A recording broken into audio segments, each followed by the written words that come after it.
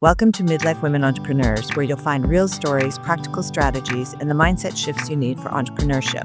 If you've ever felt like midlife was too late to launch a business, write a book, or chase a dream, think again. I'm Lynette Turner, your host, and I'm bringing you inspiring conversations and practical tips to help nudge you forward and keep growing in midlife. So let's jump in. All right. Well, welcome, Terry Tateossian, to Midlife Women Entrepreneurs. You have a business called The House of Rose. We found each other through the podcast, and now I'm just going to kind of hand over the floor to you and give yourself a little bit of a backstory, and let's just get right into it. Thank you, Lynette. So for the very first time that we chatted, I feel like we connected instantly and we just couldn't stop talking. So I'm so excited. Yeah, I'm so excited to record this podcast with you and kind of go over all the things that we have in common, the place in life that we're at. And so just to give your audience kind of a summary of where we're at, both of us. So I'm going to turn 49 years old this year. And in my late 30s, I would say about 36, 37, I started experiencing perimenopause symptoms, which I didn't know about. I was 8 pounds overweight. I was working a very hectic job. I had a business in marketing as an agency to other brands. And at that point, I had worked with over 500 different brands. That schedule was hectic. On top of that, I had 2 children, a family at home, all these things going on. And so one day I woke up and I was just completely burned out. I didn't know what was happening to my health. I ended up being hospitalized twice. I was on the way to being diabetic. I was already pre-diabetic at that point, and lots of things were just going haywire. Okay. And so I had to figure out, like, how do I dig myself out of this hole that I'm in?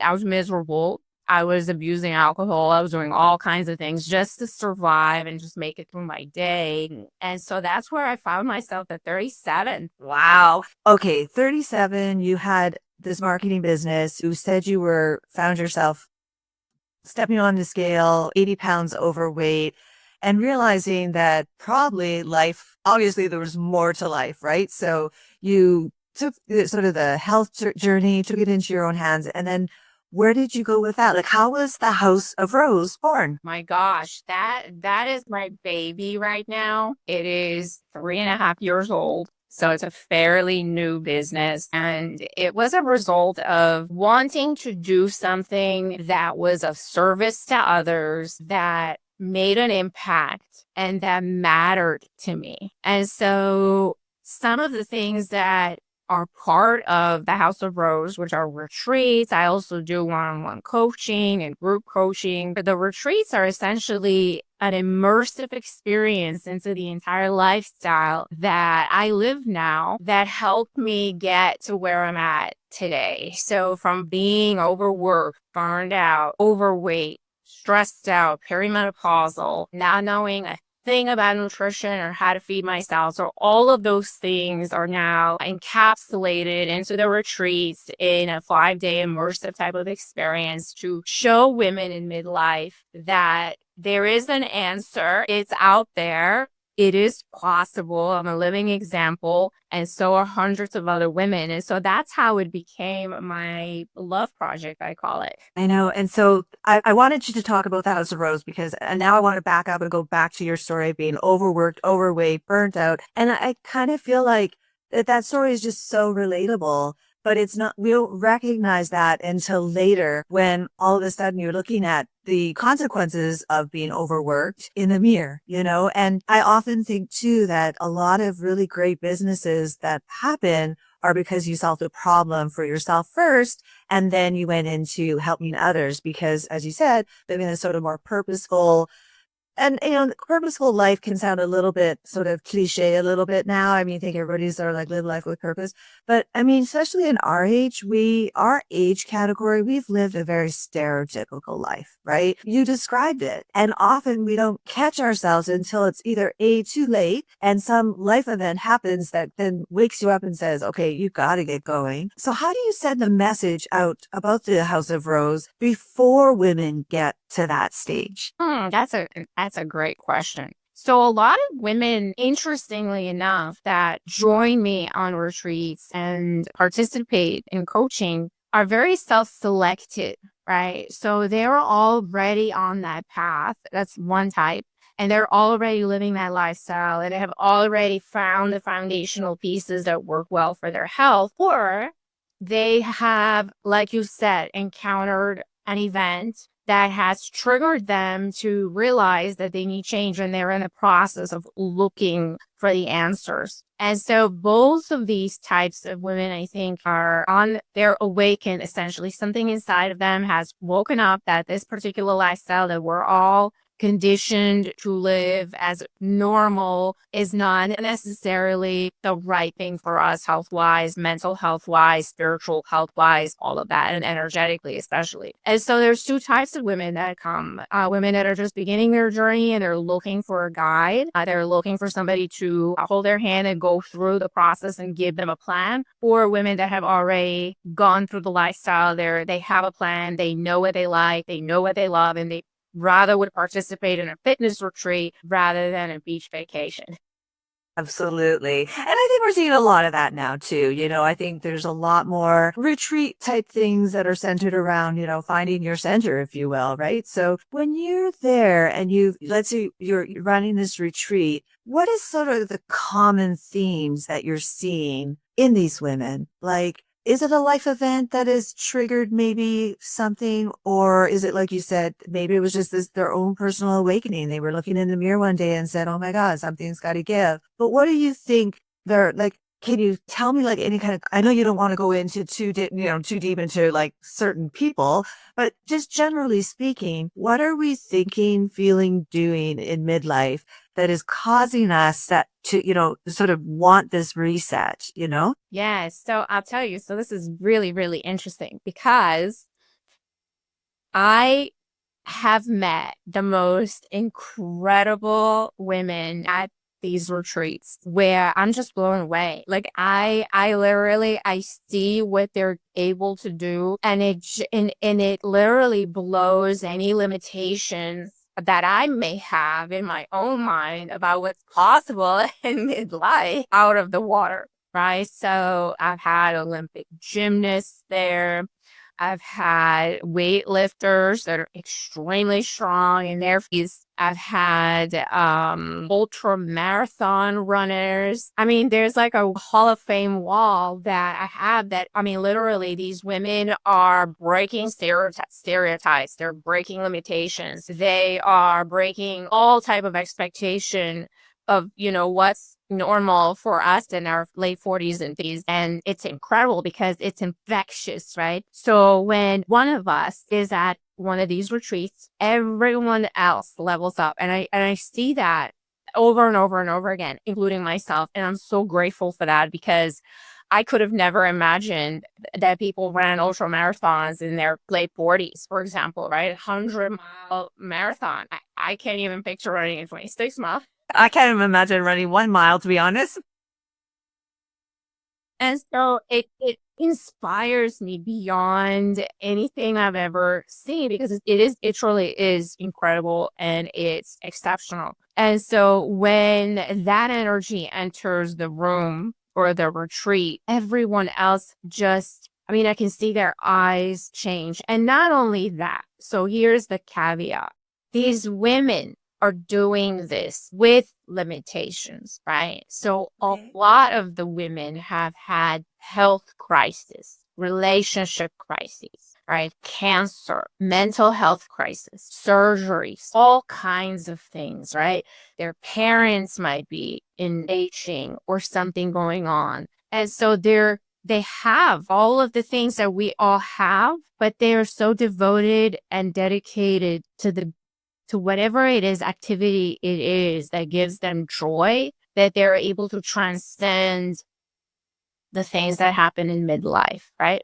And so that's one group. So that's extremely inspirational. I mean, that's just on its own a whole experience. And then the other aspect and I'm so grateful that women come to the House of Rose because I get so much out of it. And so I get to experience women that may be just starting, right? They may be at the very beginning of the discoveries, participate, and also encounter other women that have also gone through the ringer, but they're on the other side of it. And so I see their eyes light up. I see all the dots start to connect by the middle of the retreat and so forth. I see that there's a seed of hope being planted that, my gosh, I'm hearing all of these stories from all these other women and how they have overcome. Maybe I can too. Maybe I can also get through this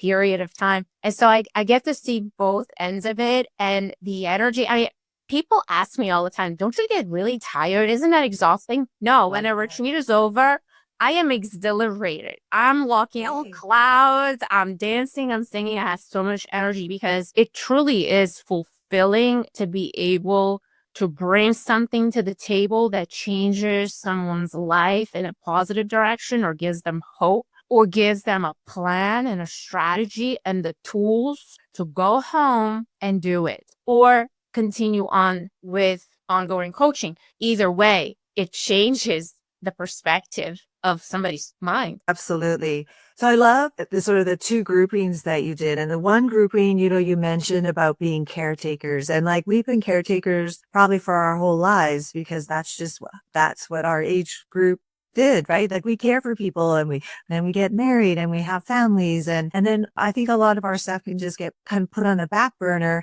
because of, this need to do caretaking. But also now as we age, we've got aging parents and now we caretake for them.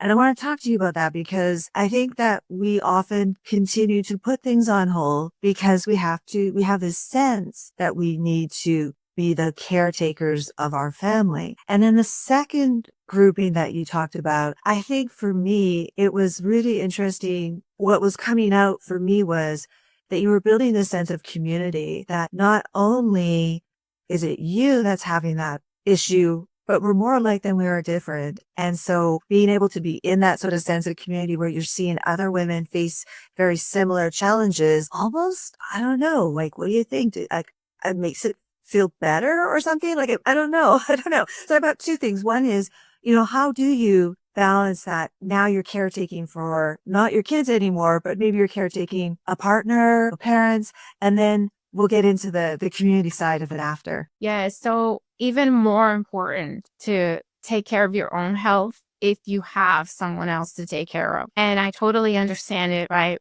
24 hours in a day, when you have little kids, it's almost impossible to even find 15 minutes in your day. I totally get it. Yeah. I understand. And maybe it's not necessarily the top priority at that time because infants are the top priority, right?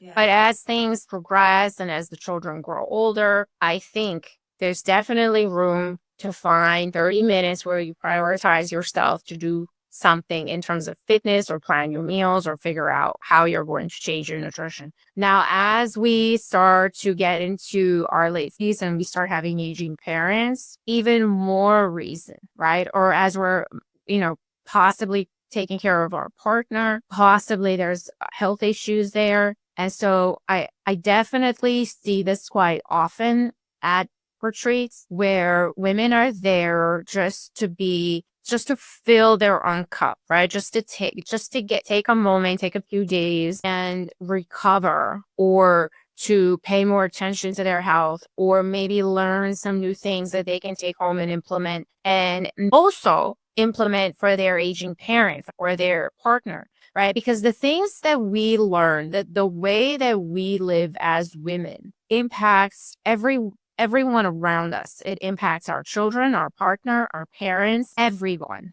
And so I think there's a lot more responsibility when we're caretakers as the role, and as we talked about as being female, to absolutely have the right information and to know the right strategy and the right plan on how to properly organize our nutrition, what type of fitness is best, that'll have the best impact. And so it takes even more critical importance, I think. And when we ignore that, I think that we're doing a disservice for everybody that we take care of as well. Absolutely. You talked about filling your own cup, and I do want to still get to the community thing, but you talked about filling your own cup. And I don't think I think I'm only just started to fill my own cup, and I can't even imagine, like, I just can't even tell you, express enough to you, like, how I lived in this state of, masculine energy for pretty much my entire life because I was raising two kids by myself, financially, everything. And, you're running this business at 25. Everything is about making decisions. Everything is about pushing forward. Everything is just about go, go, go, go, go,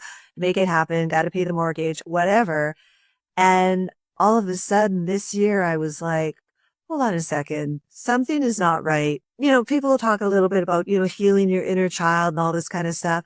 And for me, it was like, no, you know what? I've been living my life on overdrive in this masculine state for so long. And I don't even know if I'm capable of pivoting to a feminine energy side. But I know we talked about this a little bit on the pre-call, and I want to talk to you a little bit about it. Like, how did you pivot? How did you know you were running in this state of masculine? And then what is it like to actually run in a state of feminine energy? Knowing full well you still need the masculine to kind of, keep you going, pushing you forward, but leading first with this heart-centered view kind of thing. My gosh, what a great question. Oh, I'm gonna cry. This is very near and dear to my heart. So I would say the majority of my life, I operated in masculine energy, and there's nothing wrong with that. Some of us, that's our natural default, and we feel very much aligned in that space. And I would say I'm probably about 50-50 in which direction I might go. But I was more like 99% for a very long time. Yeah. And so what that felt like initially, it's exhilarating. It's exhilarating to have that masculine energy drive you because you feel resourceful, you are action oriented, you get things done, everything is moving in the right way, you make things happen, you get results, you're really driven, right? So then that feels really good. It actually sometimes can be addictive. But when you live there for too long and you don't honor the other side, which, depends on the proportion, once again, where it's a spectrum. Everybody's very, very different in terms of energy. I feel like it burns you out and it makes you very unhappy. You'll end up feeling misaligned. And what I mean by that is you just don't see the point. You lose reasons for doing these things. You become disillusioned. You just don't want to exist there anymore, in a sense, but you don't know any other way, right? Because this whole world that we live in is masculine conditioning, Right. productivity. What is that? What is productivity? Yeah. It's external activities, right? Nobody really talks about internal productivity, right? The things that we're able to do internally inside of our body as being worthy of accolades, right? So you only get accolades if you do external things, you achieve things, you get awards. Exactly. Right, exactly.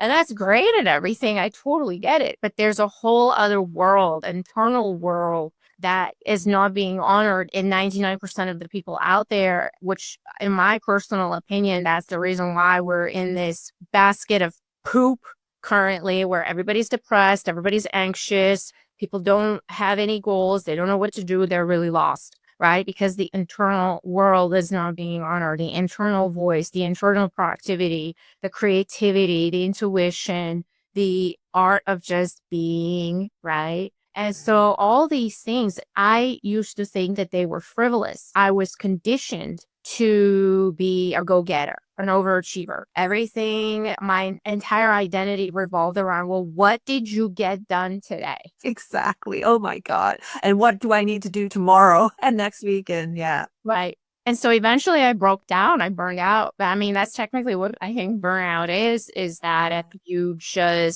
you're not aligned, you have no balance in your life, there's no harmony, you are just burning the candle at both ends and you don't know how to be in your own body.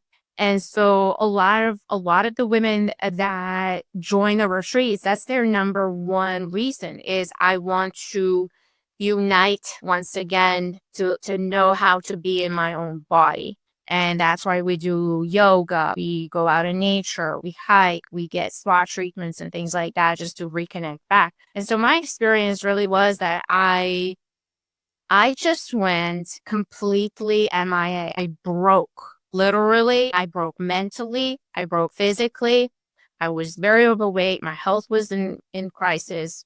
I just quit everything. I just stopped. And it was very uncomfortable, but I didn't have a choice.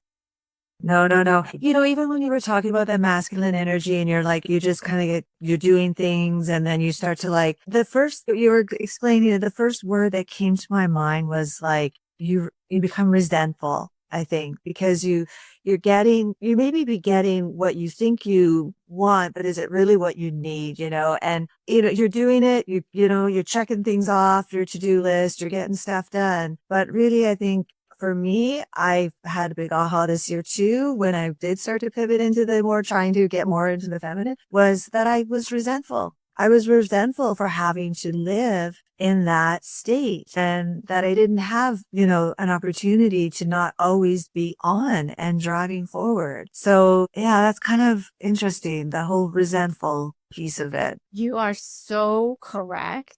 That was exactly what the best word I can use to describe how I felt was resentful. And I was resentful towards everyone and everything for being in this state. And it was no one else's fault except mine. I know, right? And so I would look around and say, well, how could you let me do all these things? Can't you see I'm burned out? Can't you see this is too much for me? And so I started doing that. I started saying out loud to partner, family, everyone, this is too much for me. And I know I can do a lot. And I know that I have demonstrated that I can handle a lot, but this is even too much for me at this point, and I need to stop. And a lot of times what ends up happening is that your family, your partner, etc., don't take you seriously. No.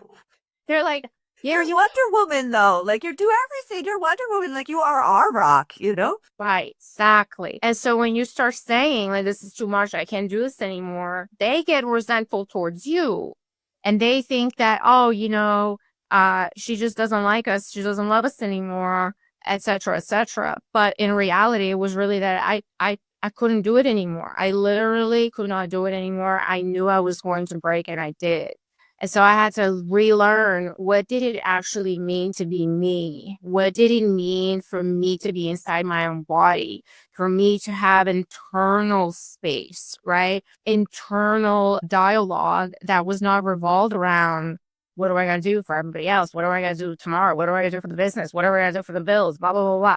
Right. And so it felt really odd at first. And some of the things that I noticed while I was going through this phase is I couldn't stand looking on social media. I couldn't stand half the messages on there because it was all about the new you. We're going to redo you. We're going to rebuild you. We're the new version of you. And I was like, F you. I don't want another project. Yeah, exactly. Exactly. I need to get myself back in line because I was so out of the spectrum of where I needed to be. My energy was completely devastated from abuse, essentially, right? And so I had to relearn, what did it mean to be a woman? Okay, so let's talk about that because that is where we're headed. So you said you said a couple things there. One is that you were resentful. So then you started to kind of pivot and kind of maybe start to move more into that feminine energy. And then the people around you got resentful because they were like, hey, wait, you're always doing this for us or whatever. So that I want to dive into a little bit more because I think you're right there. I think that people do get resentful when you're not doing what you've always done for them. And okay, becoming this woman and living and being a woman, how did you get started? Like, you don't live your entire life in masculine energy and then the next day just decide, hey, I'm going to start living in this feminine zone because I'm trying to do that and it's not working. So I need some tips. Like, how do I keep moving in that, feminine energy leads, kind of journey, I suppose. Yes, I'll tell you. So I did all of this intuitively. I didn't even know that there was an entire like community that studies this kind of stuff. I was just fumbling through it and just figuring out what are the things that I do that contribute to this feeling. And the first thing I realized is that doing things for people is masculine energy. So like you see someone is struggling or having a bad day, or they are unsure what to do, or they need to do something, but they're not doing it. Right. So like, let's say that that oil in a car needs to be changed, example, right? And it doesn't happen, it needs to happen, but it hasn't happened. So what would I do? I would go The get old you. Yeah, the old you, like the masculine you, the masculine Terry. Yeah, Yes. you go get it done. Yeah. Right. Because it needs to get done. So I'm just going to go get it done. And so what ends up happening, in my opinion and in my experience, is that the division gets wider and wider between your partner and yourself. Right. So now you're becoming more resentful because you're taking on the energy, the masculine energy, where you may not necessarily want to be there. Right. And this is, of course, very individualistic. Right. Me personally, in a relationship, I'd rather be on the feminine energy rather than masculine energy. So my counterpart would have to take on the masculine energy. And so the more masculine I became, the more feminine the other side got. And it would just get more, and it would just breed resentment, right? Because it was like, you're forcing me to be someone that I'm not. I don't want to be in this state. This is not my natural state, especially in a relationship. Now, what I found is that when that situation happens, my body and I don't even know my body. I like my insides, my energy did not feel safe. Right. That's good. Yeah, that's right. And not because there was something dangerous or it wasn't something catastrophic was going to happen, right? On the surface, everything is fine. Everything looks great. Everything's getting done, whatever, right? But internally, it just felt twisted. Right. When people say you don't feel safe, to what that translates to me is that you just feel awkward. You're just twisted, awkward, and you're not feeling like you can breathe freely and just be calm and be yourself, because your internal being is always on guard. Like, oh, what do I got to do now? What do I got to do now? But where do I got to go now? What do I got to change about myself in order to make this work? You're constantly monitoring the environment and the situation. And so I found that I just have to stop doing everything. Even though it's hard to do that. Like, it's really hard to do that. Like, Oh my gosh, it was so hard.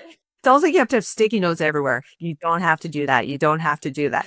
It's just to remind yourself, It was the hardest thing I had to do, and I had to do that in the company, right? So I would see things happen, and I would see problems would arise, or a crisis here, crisis there, and usually my instinct was go fix it right away, get control of it, get whatever it is that the client wants done. And I had to learn how to step back and be like, no, everyone can figure this out on their own. You can figure this out and be calm about it and feel secure that whatever it was going to be, it was going to be. I don't have control over it. I just have control over how I feel about it. And I have to let the person do it. And that's it. Yeah, no, yeah, that's good. That's good. And I do find myself in that same sort of zone where it's like, okay, I don't have to keep doing this, and I'm just going to slow the pace down, which has helped to then keep it in, the heart centered in the feminine side versus the head side. Because I think when we get rushed, that's when we start, okay, that's masculine, push, push, push, let's get it done. And so that I feel like, yep, you're right. Just like breathe, just, okay, what am I going to do next? Kind of thing. So it's good. That's good. I want to go back to the, I love the masculine side. I love the masculine. I love the happy part inside of me. I love all of that. But I feel like it's there for a purpose, really. So if you're more towards the spectrum of feminine, I feel like the masculine is absolutely essential for survival, because, I mean, imagine a bear starts chasing you. You're not going to be like, let me breathe into the bear and the bear's going to scare it. No, you got to take action. You got to run. exactly. Exactly, exactly. Like it's time to hightail our asses on here. Perfect. I want to go back to the community side, building community, pursuing your passions. For me, I've been doing a lot of traveling over the last 4 years, and that was one thing that I found very hard was to build a community of like-minded people, or even a community that I was interested in growing. So I'm always like, oh, what can I do next to grow and things like that. And so what I found was it started to get super lonely. And then I think it just took a nosedive for me. And I had to leave that sort of state of traveling. And I've now moved back to Canada and I'm in Calgary and I'm still sort of figuring it out as well because now I'm like, okay, it feels kind of mundane a little bit, but I also know that I just need that time to kind of soak back in and build out my community. But how do you think, like, when you were talking about sort of the two sides of your House of Rose, where, you've got this sort of community aspect of it as well, how do you think women, maybe the question is, why do you think community is so important? Mostly from a woman perspective, though. I think we're like community builders naturally, right? I feel like we are connectors very naturally. That's our kind of a gift, I feel, because I mean, if you think about it, that's what we do the majority of our lives. We're kind of like the centerpiece of families. And so when that starts to deteriorate in our lives, I would question why? Why is that happening? Is it possibly because we're isolating ourselves? That's something I want to mention because I believe that self-isolation and becoming antisocial is actually a perimenopause symptom. Really? Mhm. I think it happens. I mean, I know it was happening for me. So, I mean, I loved just staying home. It wasn't like I was going out even. So, Yes. and what do you think? Yeah. What do you think that is really? Yeah, so for me, what I noticed very interestingly, so I'm like a super extrovert when I'm out, and then I'm kind of an introvert when I'm home. I can do 50-50 pretty easily, but I really enjoy the extrovert side. I get energy from that. I get energy from being around people, going to events, doing these things, adventures, travel, blah, blah, blah. And I noticed in my super heavy perimenopausal years, I did not want to go anywhere. I didn't want to talk to anybody. I isolated quite a bit and I started noticing that I'm like, oh wow, that's kind of different. I'm acting really weird. Like I just didn't feel like it. I'd rather stay home. I had no energy. And so I started looking into it and that's a center of perimenopause and menopause. It's a hormonal thing. Yeah. And Did not know so that. yeah. So And that's I've yeah. tried a few things. Yeah. So if that's happening, it's something to look into, right? To just check and see what your hormone levels are at, and potentially you can address it that way. But my suggestion for keeping a great community and keeping a circle of friends that are also on par with your goals and your joys and your activities and things that you're doing is don't be afraid to join an internet community. Like some of the best friends that I have, we met on the internet, as they say. And that's okay if they live in different parts of the world, even. You can always organize trips where everybody meets in one center locations and then do things together. And you can do that a couple of times a year, or you can talk on the phone, you can text message. So it doesn't have to be a lonely time of life. And I firmly believe that it's imperative actually for our mental, emotional, spiritual, and physical health to actively pursue relationships with other women in the same stage and men as well. Like you can have male friends too. It doesn't have to be women. It's actually quite healthy to get the male perspective, in my opinion, and to have male friends because they can kind of balance things out for you, give you a different shifted perspective. But I think that a lot of us become kind of unsure that we have nothing to bring to the friendship, or maybe we feel that our current friends are no longer in alignment and we'd have just nothing to offer anybody anymore. Now, that is self-sabotaging thoughts, because that is not true. And so actively look for it. Join different groups. Find a hobby that you really like. Like maybe you really like pickleball, and there's a local pickleball meetup. Go to it. Go to it not just once, twice, but go to it for a couple months. I guarantee you're going to make friends. Join the weightlifting community. They have meetups all the time. Learn how to weightlift, right? Learn proper form. Go to the meetups. Don't just go once, twice. Go for a year. And I guarantee you, you're going to have friends for life. Yeah, no, I agree. I agree. It's like, yeah, everything you just said there. And I think too, what you're saying is like, as you were speaking, I was thinking, and now it's like you created this common topic or subject. And it kind of, I think that's the part of community, is that you feel like, well, we're all in it together and we're all feeling the same way. And sometimes, I don't know, there is a relief in knowing that you're not the only one that's thinking this, even though sometimes you think that.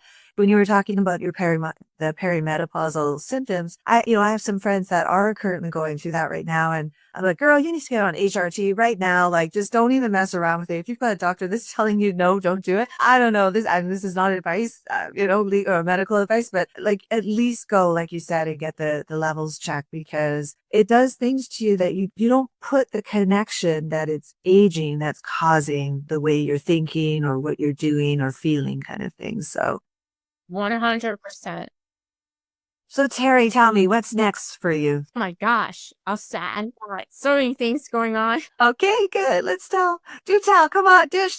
Yeah, no, I actually don't. I'm right now in the era of just enjoy this moment. And the moment is really to create experiences that bring me joy at these retreats, that provide healing modalities that I have personally vetted and feel are really good for women to be a part of.